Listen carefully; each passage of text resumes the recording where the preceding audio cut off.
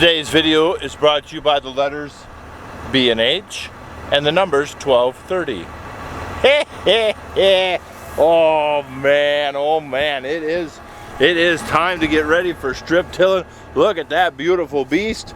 We got a little maintenance to do, and then we get hooked up to the air cart and run our hydraulic hoses and see what kind of adventure that's going to entail to get everything up and running. And fertilizer's ordered, so I got the gravity wagon out in the field so he can just back in, dump in the wagon and leave. And we got more rain coming tonight, so I'm not in a hurry. I just want to get this up and running, so whether I get to start stripping today or strip after the rain day will help me get caught up in the shop. Not caught up, we're so far behind it's not even funny, but the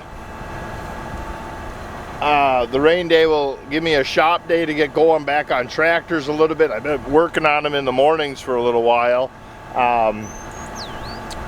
but yeah, I just want to spend today and get this thing up and running and maybe even do a test. I guess today all I expect to do is a test pass if I make it that far. If I get anything more done than one pass, because we've got to calibrate, which is fast, but everything takes time. Yeah, I don't have a whole lot of expectations of getting a lot done today other than just get the thing running. So, all right. All right, guys. Hey, thanks for joining me today. I'll give a little speak about what I'm doing here, and then I got some footage from the day of just getting to this point. And so I ended up getting 30 acres done. As of this morning, I was only expecting to get fertilizer from the cart to the bar and ending my day right there. After 30 acres, it worked really good. I still got to keep calibrating on the rate to get that more accurate. But I'll tell you what, that little Burgalt cart and this goofy delivery system, let you see that tower of hoses. It actually works really good. And so what I did is I just, while the bar was up here in the air, is just turned it on and let it run for a moment. You got a little pile under each row, and then you just look, from row to row. Boy, that looked really consistent from here to 30 feet over there. It's a 12 row 30-inch machine, and we ran today at 6.5 miles an hour at 1450 RPM. And just think, guys, my primary tillage, we're running about 7 inches deep, 6 to 7, sometimes 8. It hunts around a little bit. If the soil's a little soft, your gauge wheel's sinking a little bit, but shooting for that 7-ish. So we're doing the primary tillage, we're doing our fertilizer application, and we're doing our finishing pass. All on about a half a gallon an acre of fuel cost. And we're also, whenever I do run P&K and AMS in there, it's a half rate of what we would broadcast. So you're saving massive amount on $1,000 a ton fertilizer. We're saving that much money there. And a half a gallon an acre to do two tillage passes in one, versus you look around the area, a very common practice of my area is a primary tillage in the fall, and then we have to do a warm and dry up pass in the spring, and then we'll blow on our broadcast fertilizer and then hit it with another finisher, and then plant, then roll, and then if we get some rains behind the planter before emergence, then we'll have to come back with the rotary harrow. I have living soil, not ever going to need a rotary harrow to get my plants to emerge from a crust. That's a dead dirt issue. But yeah, so from the tillage aspect, and you guys are like, well, I thought you were Mr. No-Till. No, I'm soil health. There's a big difference between Church of No-Till and the science of soil health. And the tillage side of this thing helps me transition my dead dirt to living soil, because I used to be conventional tillage not too many years ago. And so it's a wonderful tool.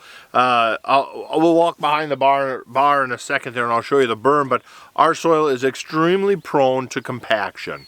And so switching from full till dead dirt that's addicted to iron, and then you just pull that away, that stuff gets tight. Even with my slender 129 pounds, I had a hard time in July jumping a typical spade shovel into the ground. No chance it was going in the ground.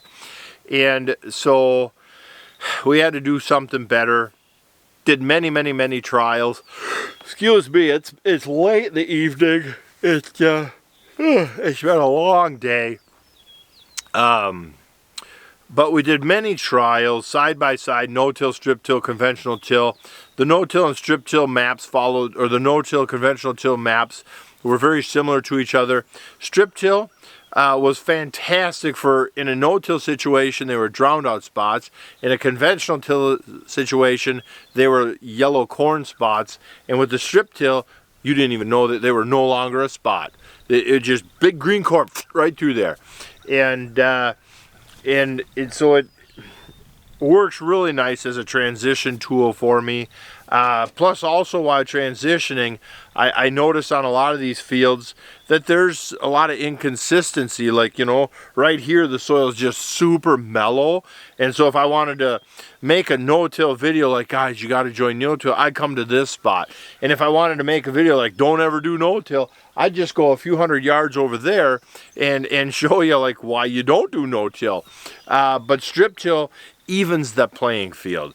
We still got soil health between the strips. We still got cover crops and all this and that.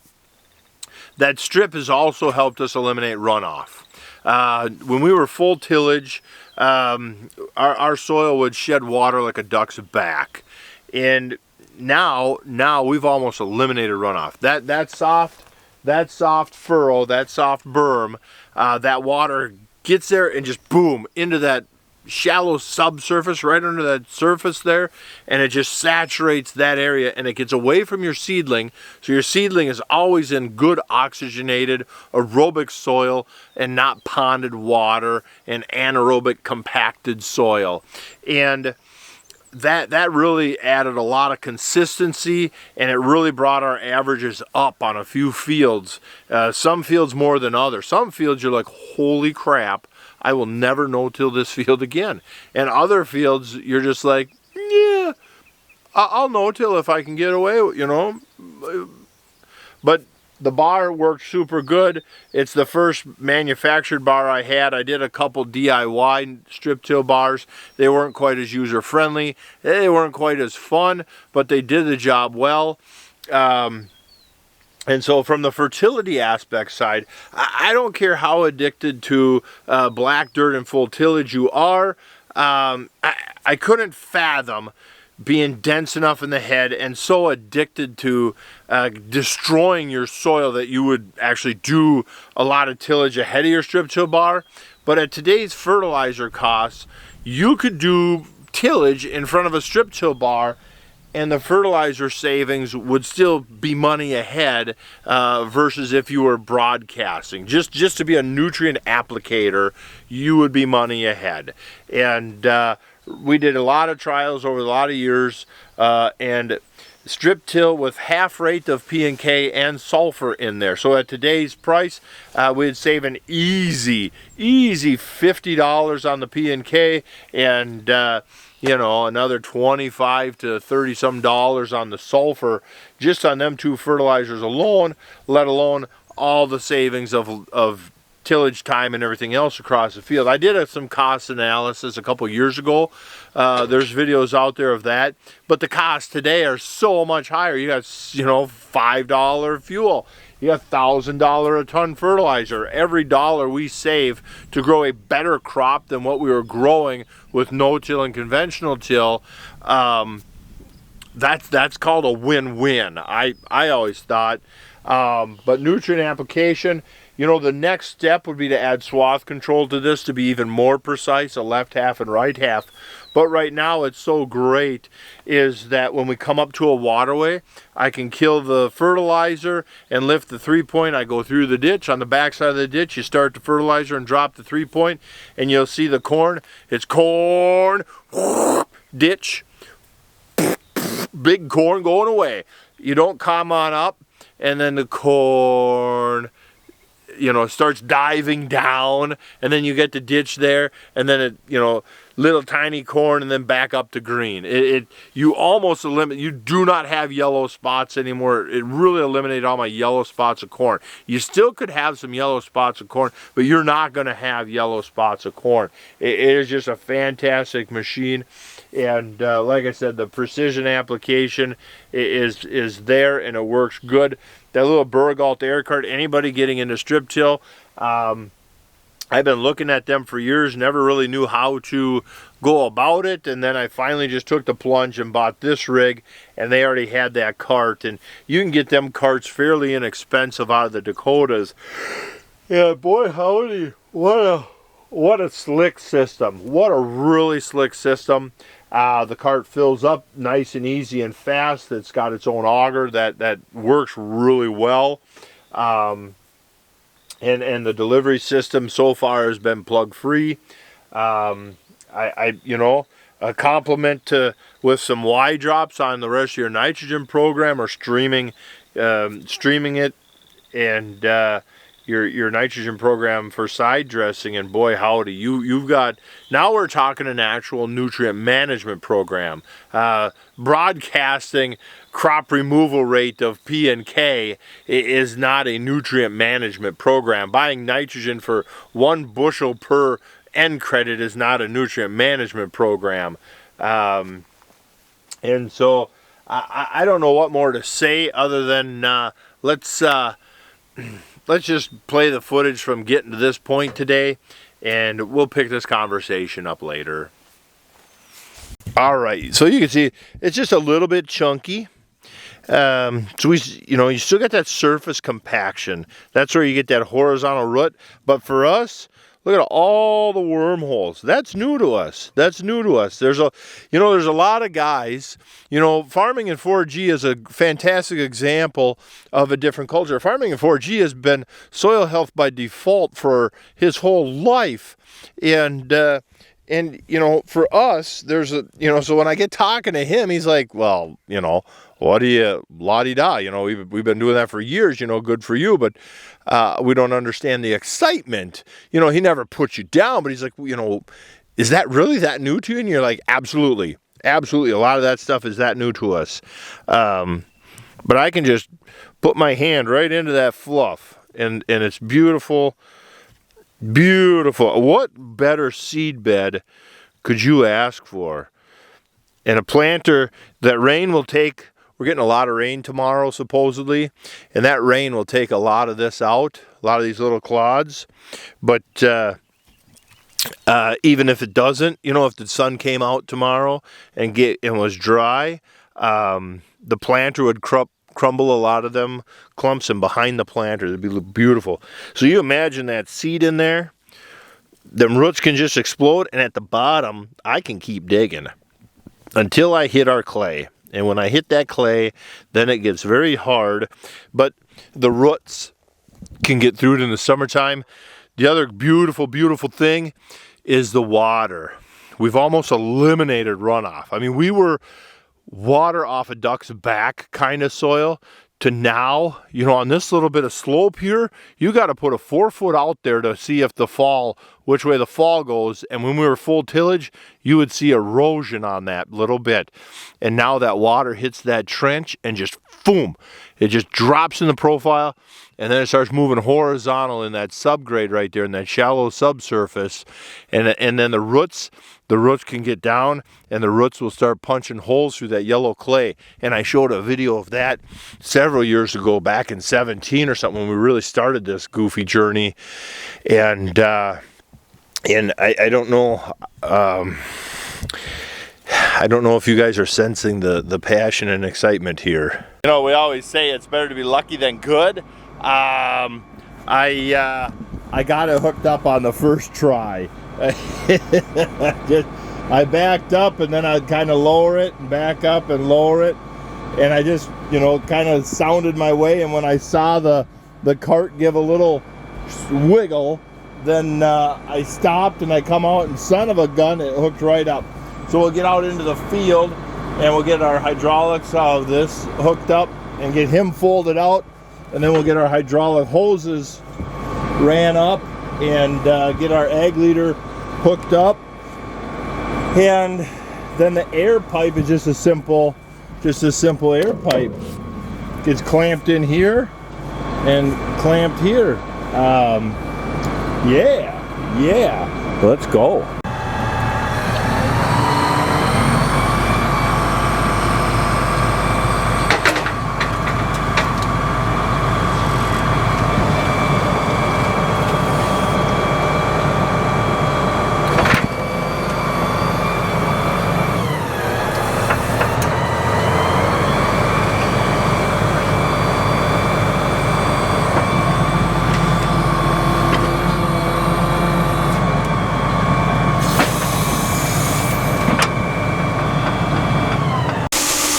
Well, we're attempting our first fill up, and so I got a couple road cleaners put on. The previous owner, they came off on them, so part of the deal, he sent them in the mail, and I appreciate that. You know, you gotta like working with good people, and the level of care that they took is they put floor dry in when they were done to help keep the machine clean. So I got to do a good job.